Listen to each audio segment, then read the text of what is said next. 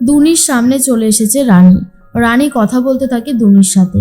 দুনি তো খুবই খুশি তার মাকে ফিরে পেয়ে, কারণ রানী যে কদিন ছিল না দুনির খুব কষ্টে কেটেছে। রানী তখন বলে, তুমি আমাকে খুব মিস করেছো তাই না মাম্মা? রানীর কথা শুনে দুনি বলে, করেছি তো। তোমাকে ছাড়া আমার খেতেও ভালো লাগতো না আর ঘুমাতেও ভালো লাগতো না। আমি যে তোমাকে খুব ভালোবাসি। এরপর রানী বুঝিয়ে বলে, শোনো মাম্মা, আমার কথা যদি তোমাকে কেউ জিজ্ঞেস করে তুমি কিন্তু নাই বলবে, ঠিক আছে?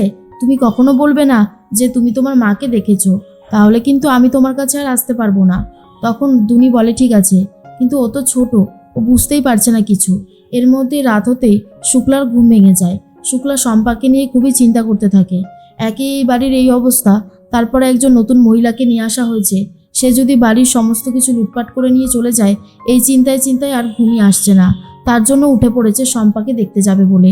শম্পার ঘরে এসে দেখে শম্পা নেই। তারপরেই চলে গেছে রিতমের ঘরে। রিতম তো ভয় পেয়ে গেছে। রিতম তো আসলে জানতো রানী দুনির সাথেই আছে, কি করে কাকিমণিকে ম্যানেজ করবে বুঝতে পারছিল না। তখনই এরপরে আওয়াজ পেয়ে যায় শুক্লার, বলে, স্টোর রুম থেকে আওয়াজটা এলো না, চল তো গিয়ে দেখি। এরপরে স্টোর রুমে চলে যায়। গিয়ে দেখে দুনি একা একা নাচ করছে, গান করছে। আর এটা দেখার পরেই শুক্লা বলে, সে কি রে রিতম, এবার কি নাতনিটাকে ভূতে ধরলো নাকি রে? এরপরে এই কান্নাকাটি করতে শুরু করে দেয়।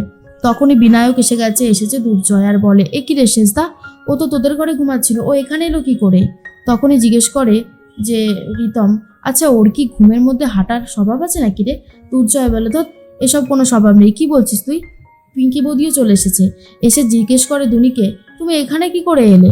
তখন দুনি বলে দেয়, আমি তো আমার মায়ের সাথে এসেছি, মা আছে, মা নিয়ে এসেছে। আর দুর্জয় তখন বলে, মা নিয়ে এসেছে? রানী তো ইশারা দিয়ে বোঝাতে থাকে, কিন্তু দুনি এতটাই ছোট যে বুঝতে পারছে না।